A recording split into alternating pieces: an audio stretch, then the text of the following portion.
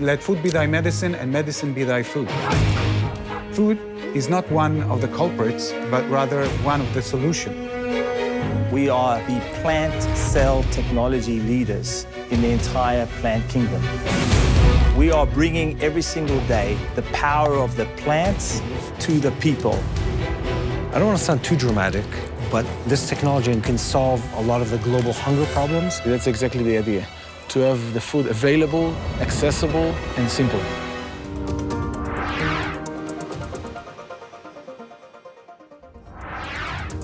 We all remember the story of the 12 spies. Moses sent them into the land to see if the land is good. And we know this beautiful report. Joshua and Caleb come back and says the land is full of milk and honey. 3,000 years later, the people of Israel are returning to the land, and what they see is what we see behind us. 60% of the land is desert. This necessity caused the state of Israel to invest so much resources and wisdom, and I believe it's a supernatural wisdom, to bring biotech and agriculture to a level that you don't see anywhere in the world. Let us watch together the miracle of innovation here in the land of the Bible, in the land of Israel.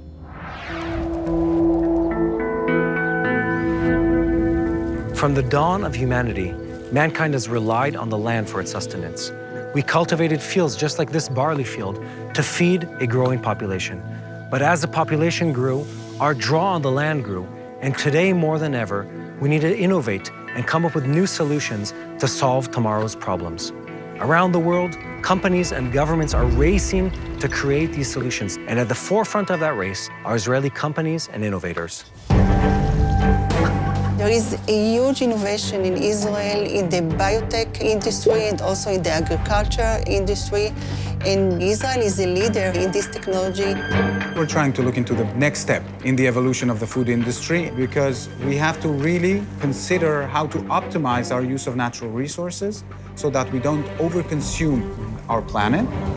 Bringing the power of nature to the people through a very, very unique process that ensures optimal efficacy for the human body.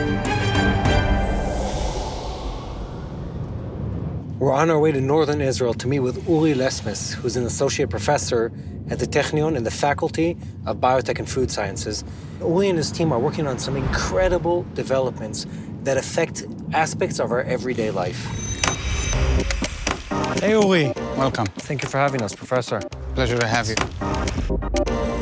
So, first of all, welcome to the Technion. Let's start off with a broad definition of science and technology. Science is understanding what's around us. And technology is about harnessing this knowledge to manipulate our environment. You have biotech, which applies biological knowledge into manipulations and technologies that we can harness for mankind benefit. Agri-tech can manipulate anything in the agricultural field. And food tech involves any sort of intervention to manipulate the stages of food from their initial stage all the way down to the consumers. Food technology has always been a matter of man's survival and goes way back to the beginning of time. Bear in mind, the human species is the only one that cooks their food. I asked Uri to take me through the history of how we got here to this place and lifestyle. We harnessed fire to transform natural resources, food, meat, pulses, whatever, to something that provides us better calories, better nutrition. So our body was free, not just to survive, but to do other things. And that's where you see the big leap in the human brain. Let's go back to current times. So the 21st century gave us mass production of food that is tasty, safe, affordable, and convenient. But then people became more obese, diabetes was on the rise, IBD, Crohn, colitis. And then late 1990s, early 2000s, people started to look for healthier food options. And then food and health became a big issue. The market started to demand better foods. And then we come to the next phase, which is where you sit today. In that sense, we're trying to look into the next step in the evolution of the food industry and the intersection between humans and their food.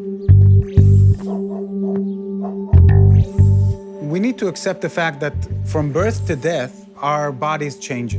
our needs changed. So throughout life, we need to tailor what we eat to our needs. And this is where science comes into play. For example, when you look at infant formula, there are stages. Stage 1 for newborns, stage 2 for 6-month-old babies, and for toddlers, you have stage 3, for example.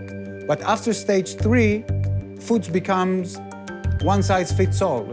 Take whatever you want, whenever you want it. But we change.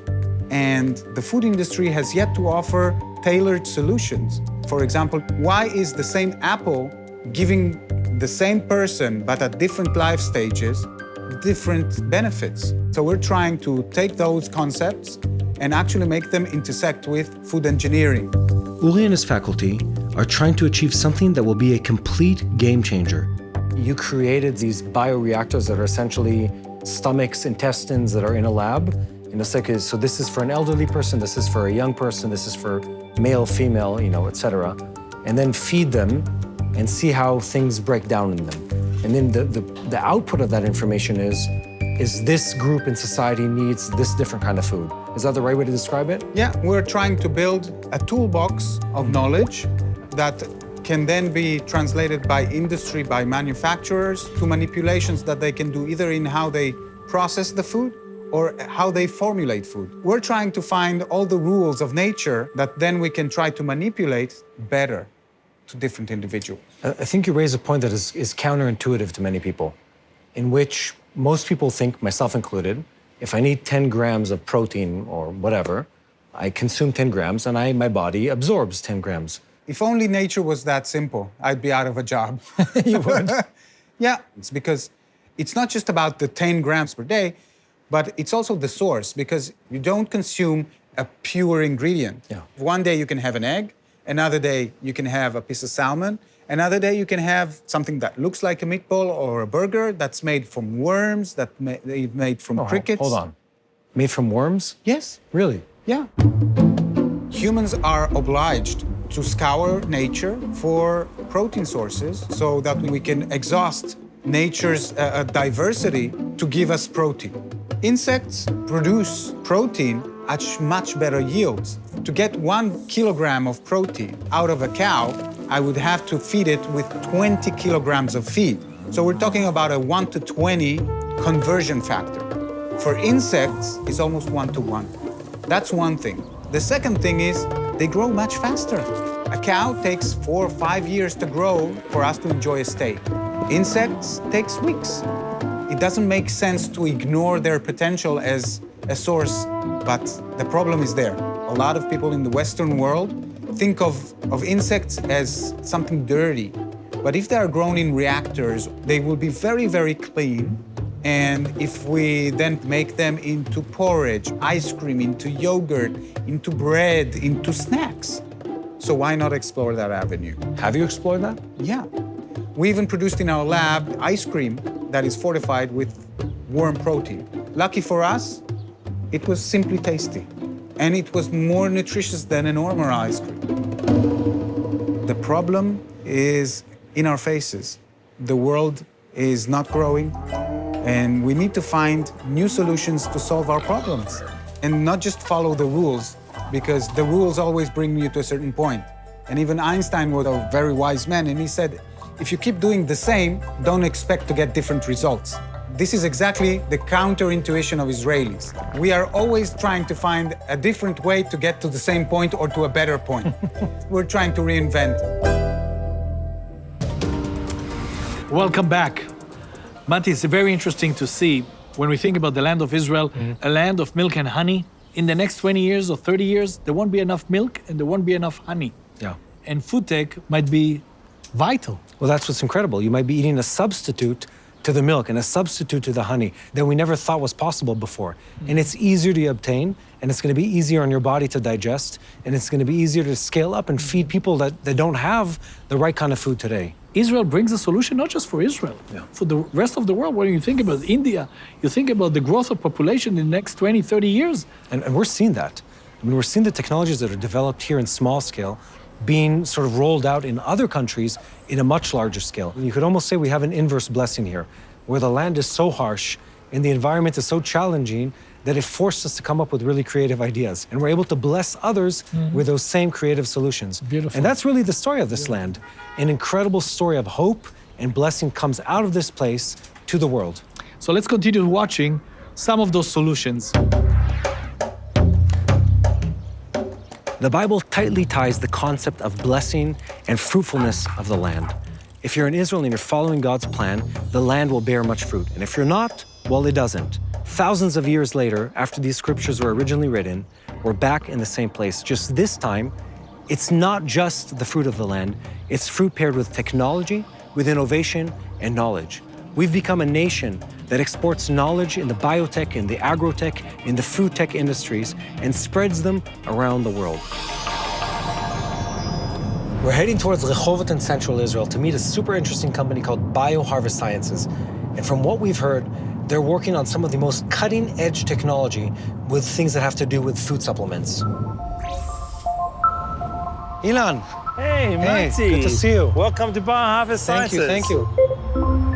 BioHarvest Sciences, at our core, we are a biotech company that's focused on health and wellness. When God gave us the beautiful earth and He filled us with literally millions of different species of plants, there was a reason. These plants carrying essential active ingredients for the human body. And we have a proprietary platform technology that allows us to take any active ingredient from the plant, and we're able to grow that active ingredient in a cell for people to consume in order to improve their overall health and wellness. BioHarvest's flagship product, Vinia, is a health supplement created from grape extract. Vinia is based on the French paradox. French people, they have a very fatty diet, but they have generally very good cardiovascular health. The scientists looked at it and they realized, wow, it's from moderate consumption of red wine. That's 2 to 3 glasses of red wine every single day. They realized it was from a combination of polyphenols that live inside the actual red grape. Breaking down the science behind a certain diet's health benefits is one thing, but BioHarvest is taking that to the next level. So with our technology, from the skin of the red grape, we started to grow those specific polyphenols in a cell over 21 days in bioreactors. Literally, we're feeding the cells almost like you would feed in a vineyard, except we're growing them in bioreactors and we're feeding these beautiful cells. And once they reach the body mass, we do what actually happens in real life with wine. We harvest the cells, and as a result, we have a very, very active powder which is able to significantly increase blood flow in the body. The ability to increase blood flow from a supplement alone sounds incredible. I met with Malkit Azachi, who has been leading Vinia's clinical trials, to explain to me exactly what that means. So, first of all, we perform 4 clinical trials in high blood pressure, also in doing sports. We saw that their sugar levels reduces and they felt better. When we are talking on blood flow, we are talking on all the body, on the brain, on the legs, on eyes, everything controlled by our blood flow. It means that when you improve the blood flow, you improve your quality of life. You live better, you think more clearly, you are more awake. In this room over here, we have our bioreactors where we're actually growing our red grape cells. I noticed they're hidden. They are behind closed curtains, obviously given the sensitivity of our technology. The team are actually in the final stages of a harvest. So when the cells have reached a specific body mass, literally we take the cells out of the bioreactors, we then take them through a drying process. It then is encapsulated in those little capsules that we then provide to the consumer. And I mean, I'm looking at it, it looks like the real thing. So it's like lab-grown nature. Shalom. Hello. Nice to meet you. Dr. Yochi Chagai is the co-founder and chief scientist at Vinia, and she is the mother of this technology. If we compare it to the other technology that are in the market, there are 2 main technology to extract the active ingredients from plants, or you can synthesize it as a synthetic product. Both of them, the conformation of these components is changed.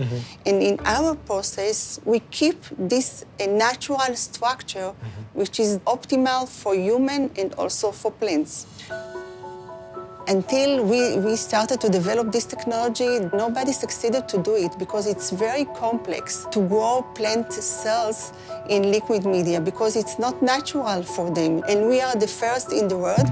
We are going to change the world. In this way, people can consume our product to prevent disease. This is the idea, to prevent disease in the world. Ultimately, we're doing God's work in the modern world.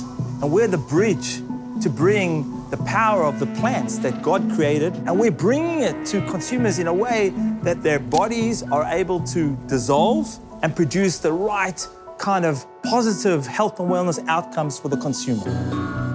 It's impressive to see Israeli scientists and innovators taking God's gifts of nature to a whole new level of healing. Israel is a small state. It doesn't have a lot of natural resources. Rather, we have our best resources, and that is the human mind. One person can generate creativity, that's fine. But when a lot of people stimulate each other, that's where really cool things are born. It's a real privilege from the Almighty that I can have responsibility, making a fundamental difference to the overall health and wellness of the world.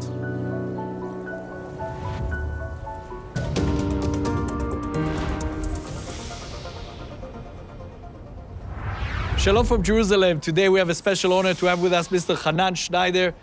Hanan is the CEO of Millennium Food Tech. Shalom, Hanan. Tell us about yourself and about Food Tech. First of all, thank you very much for having me in this amazing scene of Jerusalem. Millennium Food Tech is a publicly traded venture capital fund which invests only in food tech with alternative protein, extending shelf life, dealing with organic waste, packaging, Industry 4.0 to food and beverage companies, etc. Because food tech is going to be the science of the future. When we talk about Israel as a leading country in food tech, do you think that has to do with the fact that we live in a tough neighborhood, that because of the neighborhood, Israel has to be more self-sufficient, depending on themselves? I think it's more about the innovation in Israel. Israel considered to be the innovation hub of the world, and it's considered to be now the food tech hub of the world. And this is why all the world are looking at Israel to see what comes in this area of food tech from Israel. We like stories. Exactly. Can you tell us a story about one company that does something which is worth hearing? Yeah, so I think that the story of Aleph Farm is very, very interesting. What's Aleph Farm? Aleph Farm is a cultured meat company that is now producing a minute steak, cultured minute steak that is produced in the lab, and hopefully in the next 2 to 3 years, we will see it in our supermarkets. Wow. Now, the tissue culture or the stem cell that scientists in the Technion tried to heal in the wounded people. So from that, they were able to transform or converge this technology to the area of food tech and to take the stem cells from the cow and produce in the lab cultured meat. Is it going to taste the same on the barbecue? Yeah, it's a very good question. We invest only where we can feel, touch, and taste the product. So I ate that, and it's good. Hanan, when I think about food tech and I look on our region, I'm sure that Israel can be a solution for the whole region. Yeah, this is a very, very good point. Tnuva, which is the biggest Israeli dairy and food company, did a deal with United Emirates company to transfer a technology that was developed in Israel to there in order to support their food security schemes. Another way that Israel is being a blessing and a light to the nations around us. Beautiful. Hanan, thank you very much. What a great honor. Thank you. And to you, our friends, once again, shalom from Jerusalem.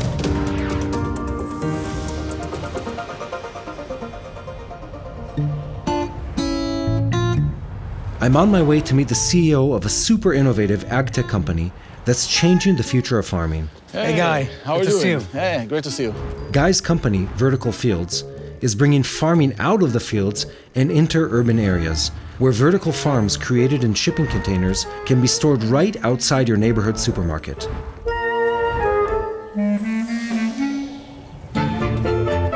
Today there's a farmers in the rural area, and it has to take it all the way from the rural area to the place that people are living, which usually is the urban area.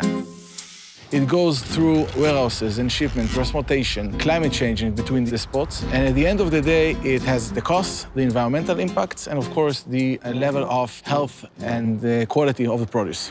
And basically, the vertical farming is saying the following: let's save all this journey from the farmers all the way to the retailers or to the consumers and make it more economically, more environmental, in a way that the produce at the end of the day has higher level of vitamins, nutrition, and freshness. The vertical farming system created by this company allows them to grow greens, herbs, and lettuce using technology that not only works in this environment, but actually creates higher and better yields than the same plants grown in traditional farming methods. So you're saying that regardless of what's going on outside, you're able to, day in, day out, grow consistently quality fresh plants wherever you are in the world. That's exactly the idea. Growing food is no longer an issue of climate, an issue of weather, an issue of distance. It can be done everywhere. Because it's optimized. Exactly, because the best day is inside the containers, wherever you want it and whenever you want it. Guy, can we go into the belly of the beast? With pleasure.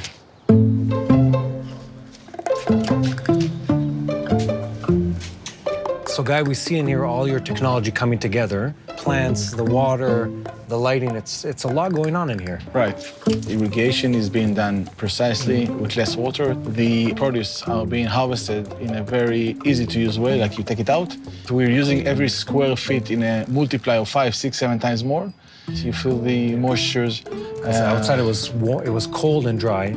We come in here, it's moist and warm in here. Exactly. Can we take apart some of these pieces and see how it looks inside? Yeah, let's look at this lettuce. The lettuce becomes bigger in 14, 15 days from now. The consumer gets it in a very fresh and living status. And only when the consumer wants to eat it, he harvests it and takes the soil out, and then he gets the best, freshest produce. At the end of the day, God invented plants to grow inside the soil, and that's exactly what we're trying to do, and to add the ecosystem to grow it properly. With vertical fields in the picture, the future of farming looks bright, fresh, and healthy for suppliers, consumers, and our precious earth. To have the food available, accessible, and simple. Simplicity is the basic ideas of this farm. A person that is not skilled can go and operate that and have food wherever you want it and whenever you want it. You're solving all these problems at once, and the solution is incredible. And you have fresh food again and again and again, as long as it's up and running. Exactly, that's exactly the idea. Hey, I'm Mati Shoshani, and thank you for watching the TBN Israel YouTube channel. We hope this video gave you greater understanding of Israel and her people. If you haven't already, subscribe to our channel and hit the notification bell so you never miss a video. We'd love to hear from you, so be sure to share what you've learned and ask your questions in comments below. And invite your friends to join the conversation.